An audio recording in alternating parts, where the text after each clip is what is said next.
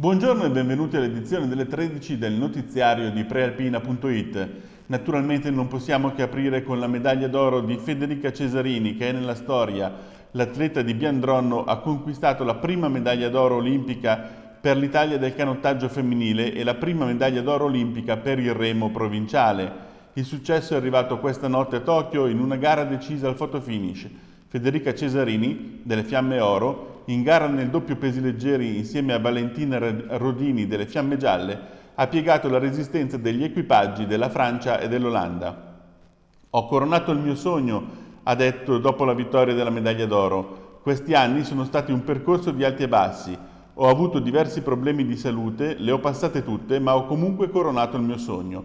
Ci ho creduto sempre, ho avuto timore solo nei giorni in cui Valentina è stata ferma, tra maggio e giugno. La cronaca della gara, la scheda di Federica, le sue dichiarazioni e la galleria fotografica su quello che è accaduto a Tokyo sono disponibili sul nostro sito prealpina.it e naturalmente la conquista dello storico oro da parte della campionessa di Biandronno avrà ampio risalto sulla prealpina cartacea di domani.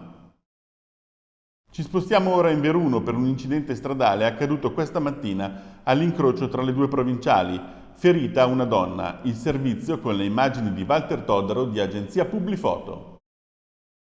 Pauroso incidente questa mattina sulla strada provinciale 34 nel territorio di Inveruno, dove all'incrocio con la SP 129 che porta in centro ad Arconate sono entrate in collisione due auto a causa del mancato funzionamento del semaforo messo fuori uso da un altro incidente a inizio settimana. Un SUV, si è ribaltata, finendo a ruote all'aria. Erano le 7:20 e sul posto si sono precipitati i soccorritori per aiutare i due conducenti, un uomo di 55 anni e una donna di 39.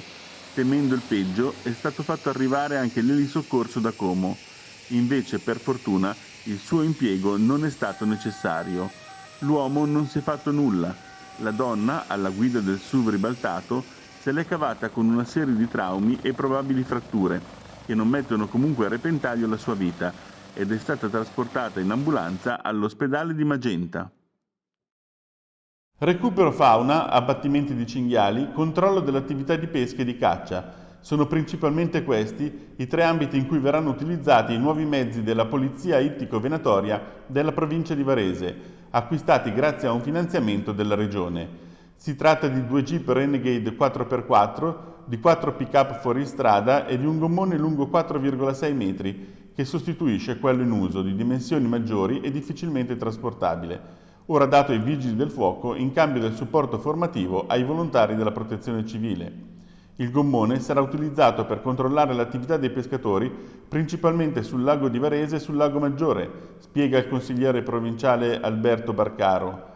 Si tratta di verificare le licenze e la quantità di pesce pescato. Lo scorso anno in totale per la pesca di frodo sono state date una ventina di sanzioni. Si tratta di un'attività che facciamo con grande attenzione, cercando sempre il dialogo. La maggior parte delle sanzioni è stata data a persone che pescavano per divertimento, ributtando poi in acqua i pesci catturati.